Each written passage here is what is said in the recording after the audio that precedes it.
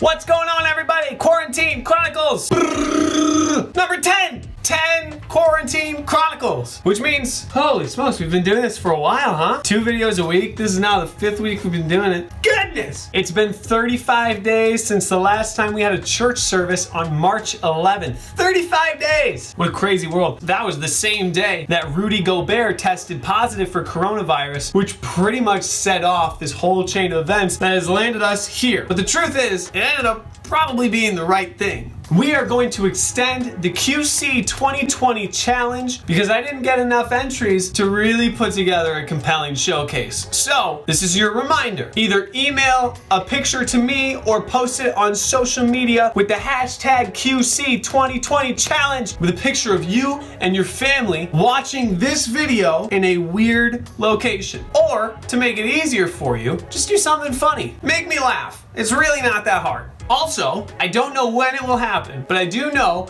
that at some point when this ends, I want to throw a party. I don't know when it's going to happen, but if you have any ideas for what you might want to see, make sure that you reach out to me, either text me, email me, or send me a letter by carrier pigeon, and let me know what you want to see the next time the teens all get together. We do have a couple surprises for you in the works, but I still want to get your suggestions, so if you have anything that you want to see, let me know. You guys ready for this joke today? Did you hear about the guy who had the whole left side of his body cut off? He's all right now.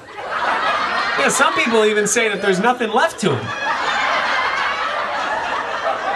Nothing has been more kind to me in the making of these videos than a laugh track. We're gonna continue pumping through the songs of ascent in the book of Psalms, Psalm 127. So this one's real short. It's only 5 verses. The first 2 are the ones we're really gonna be looking at because 3, 4, and 5 are really directed toward like fathers and mothers. So let's take a look. Psalm 127, starting in verse 1. Unless the Lord builds the house, they labor in vain who build it. Unless the Lord guards the city, the watchman stays awake in vain. It is vain for you to rise up early, to sit up late, to eat the bread of sorrows, for so he gives his beloved sleep. Behold, children are a heritage from the Lord. The fruit of the womb is a reward. Like arrows in the hand of a warrior, so are the children of one's youth. Happy is the man who has his quiver full of them. They shall not be ashamed, but shall speak with their enemies at the gate. So really, it's these first 2 verses I want to look at. Unless the Lord builds the house, they labor in vain who build it. You could fill in anything for the word house. Whether it's your prospects for the future or the foundation of your present, if the Lord has not built it, then it will always be prone to fall apart. Because here's what happens. If you've been a Christian for long enough, you have a story where against all odds, you managed to end up at the right place at the right time. And the reason is because the Lord did the work. There's no amount of work that you could have done to get yourself into that position were it not for the Lord. We looked at this recently. Psalm 124 says, if it had not been the Lord who was on our side, then those who rose up against us would have swallowed us alive. Ultimately, it's like the parable of the house built on the rock and the house built on the sand. If you establish your house on the rock, then things can't move it. But if you establish your foundation on something that is prone to move, whether that be sand or whether that be your own power, then it's prone to fall. Because we need to be candid here. If your whole future is built on the idea that you're going to hold everything in place and everything is going to happen because you worked hard enough, then that means like one mistake is gonna set you completely back. And you're gonna make a mistake. It's gonna happen. It's honestly inevitable. So really what this is saying is you can choose one of 2 things. You can either trust in your own hands and trust in the imperfection of your abilities and know that a mistake is gonna come up and it's going to derail what you've set up, or you can let the Lord build the house. My prayer for you all is that you would allow the Lord to work on your house during this time, to establish the work that's in front of you, and to really put forward something that is going to stand the test of time. But unless the Lord builds the house, they labor in vain who build it. I love this verse, and I hope that it can be an encouragement to you during this time. In a little bit, we're gonna play a game that we've played before, but we're playing it again. What would you do? Now, last time we played this game, we asked questions like, what would you do if you could operate without sleep? What would you do if you had a Super Mario invincibility star? But the questions this time are weirder than that. Make sure you leave a comment below saying what you would do, and let's see how it goes for our friends. Maddie and Logan, how you doing? Here is question number 1. Are you ready? Yes. All right. What would you do if you woke up completely bald? I probably would scream. I wouldn't even be able to function. Now, your hair will eventually grow back, but you wake up and all of it's just gone. Yeah, my hair takes a long time to grow, so I probably, I don't even know what I would do. Logan, how about you? I would also freak out. You wouldn't want to look like your dad? No, I don't think I would look good at this age with my bald. Why? Because you don't have the beard too? Listen, when you can grow a beard, I'm gonna come back to you with this question, all right, Logan? If you woke up completely bald. That's something I hope that will never happen. Now, your hair will grow back. It's not a permanent baldness, but you wake up one day and your hair has just vanished. Well, after the initial panic, I'd probably start trying to figure out why this happened, but I think eventually I would just find a hat and start putting things on my head. Maybe do the scarf thing? My hair takes forever to grow, so I would be thinking I'm bald for like a few years. A few years? No haircuts, no nothing. You think it's a few years before you get back to normal status? That's in my own head. I'm sure it would grow back faster, but like when it's your own hair, you think it takes forever, and it does have a slower growth. Yeah. But I would be like, oh my gosh, I'm gonna be bald for so long. You'd have to start pumping the hair growth proteins and stuff. I want to know who did it. No one did it. No one did it. Yeah, just randomly. It's not even left on your pillow in the morning. You just wake up, your hair has vanished. Well, we are in quarantine, so it's like no one's really gonna see it, so it's like not that big of a deal. Okay, that's a good point. Yeah, your hair grows back at normal speed. You would probably be upset. I would be very mad. So you would just be mad, but you would be okay with it because it's quarantine and no one's gonna see you anyway. Yeah. I like it, Sam. I like it. Now that was the easiest one you get. Okay, from here on out, it gets progressively weirder. Weirder. It gets so weird. Question 3 is gonna blow your mind. You're gonna be like, Tommy, what is this really what we're doing now? Number 2 is about halfway there. You ready? Yeah. Number 2, what would you do if you had to re-meet everyone you know? So your family remembers you, your brothers remember you, your mom, your dad, they remember you. Anyone who's related to you remembers me. But everyone else has forgotten you. You have to re-meet for the first time everyone you've ever met. Dude, that would be so weird. It would be weird. Imagine you didn't know about this happening, and then you just try texting one of your friends, and they're like, who are you? Yeah. That would be scary. I would, when school starts, I would just hand out business cards hi, I'm Danny. I used to know you. You'd make business cards. You know those cards that pop-up things? You know what I'm talking about? You're gonna make a pamphlet. A St. Dennis. A full-on pamphlet. Wow. Are there any people that you would be like, you know what? I'm happy that I don't know you anymore. Oh, dude, of course. Are there any people that you would be excited to redo your first impression? I think Ben would be the funniest. Of course, Ben and Jesse. Jesse would be the funniest. His reaction would just be priceless. That's awesome. That'd be really hard, actually.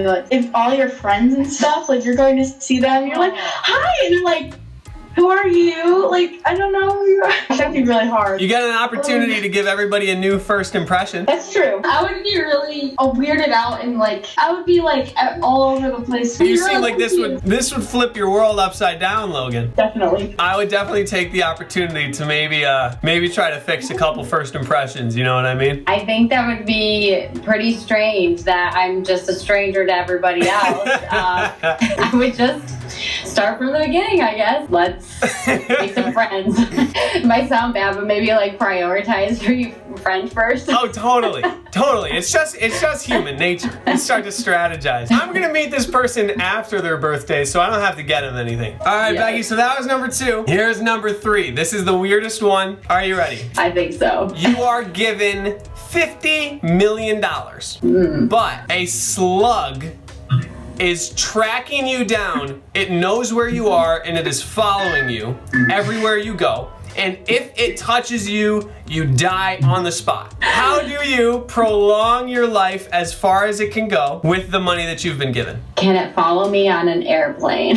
Who's to say? Will it get on the airplane, or Right. will it just be able to traverse a path to where you end up? I'd probably start with buying like the fastest cars or bikes that I could get. Maybe some protective gear.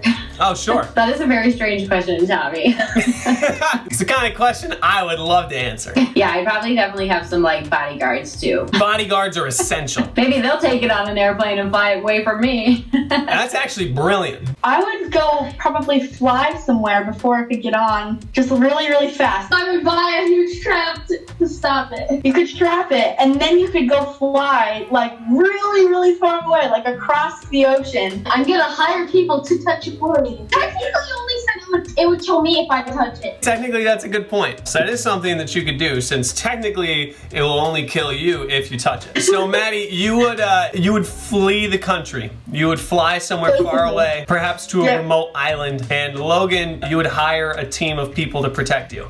Yeah. Yes. I like it. Alright, listen. A slug. What if I just get like a really big camper and I just travel my entire life and it can't get in? Just on the move forever. Just move. I'm going with the car idea. That would be so weird if you just wake up and you just see a slug right on your desk right next to you just staring at you. What if I could like teleport or something like that and make it even weirder? Oh, if it could teleport, then you don't stand a chance, man. You don't stand a chance at all. What would you do if you saw that slug? So here's what I would do. Here's my full plan. I would first measure the speed of the slug. I would do what I can to calculate how fast does this thing move. My assumption is that the snail can traverse through terrain. So if I were to perhaps go across an ocean, the snail would find a way. So I would calculate how fast does the snail move. Once I find that out, I would fly from here to, let's say, Paris, the Maldives, South Africa, somewhere like that. And I would calculate the distance from where the snail was at the time of departure to where I am now. And I would find exactly how long until the slug gets to me. And at that point, I go to my next location. When the planes stop working, if that is to happen, then I hire bodyguards to pick up the slug should it get within 10 feet of me and move it somewhere else. What if you like get like a glass cage and you just put it in there? Like you get one of the bodyguards, put it there, just carry it around with you and look at it and make sure it's with you all at all times. You just know where it is. Wow, that's actually clever. Just always keep the upper hand. Keep your friends close, but your enemies closer. Exactly. I like your glass cage answer. That could be, I feel like that could be a movie. Like some hour-and-a-half long movie, but like 45 minutes in, the slug goes missing. So the rest of the movie is like a horror movie. Yeah, it's like a jump scare, but instead of it being like a ghost or like a demon, it's just a slug. We need to, when we can get back in the church, we should like make like a play off this or something like that. Just like I love the glass cage idea. All right, last but not least, what is the first thing you're going to do after the quarantine ends? Talk to all my friends. Go to church and see all my friends and family. I'm gonna be really excited to go talk to people and get out and just be like, let's have a huge party. Just come on over. There's absolutely no way once we're allowed back at church that we're not gonna throw a giant church party. I am really looking forward to that church party. It's gonna be a good time. I'm excited. So, but you're both just looking forward back to social interaction. Yes. Love it. Hang out with all my friends and my family. Oh, of course. Throw a big party. Obviously, like just running through the doors at church, and I mean, there's so many things that I would want to do, and whatever comes first. Like if it's to get through the church doors first, or it's go hang out with some friends. I mean, it would definitely be along those lines. I love like whatever comes first. I love that. Yeah. Hey, if my friends are available to hang out like right now, let's do it. Let's do it. Have church, let's do it. Give me someone to hug. I think I might just start hugging strangers. Like, it feels so good to hug somebody. Oh my gosh, everybody, it's gonna be hug central. There's gonna be a lot of tears and a lot of hugging. Oh yeah, it's gonna be emotional. I know. I can't wait to see everybody all together again. It's like, seriously. Come on. I was talking with my buddies about this. We want to like hang out. That's all we want to do. We just want to do something. Our pool. We opened it up and it looks awful. I'm like, well, I can't do that. But I think I just hang out with my buddies and stuff and just, you know, probably go golfing. They just closed on the golf courses. My brother was about to go the other day and then they're like, no, we're all closed now because we're non-essential. But it's essential to us. It's essential to us. Thank you to Sammy, to Maddie, to Logan, and to Becky for answering the weirdest questions I've ever thought of. And thank you to you for watching your way through it. Make sure you tune in next week to the next episode of Quarantine Chronicles. And make sure you put in your submission to the QC 2020 challenge or email me pictures of you watching this video in a weird place. But I'll see you next time. Until then, stay healthy.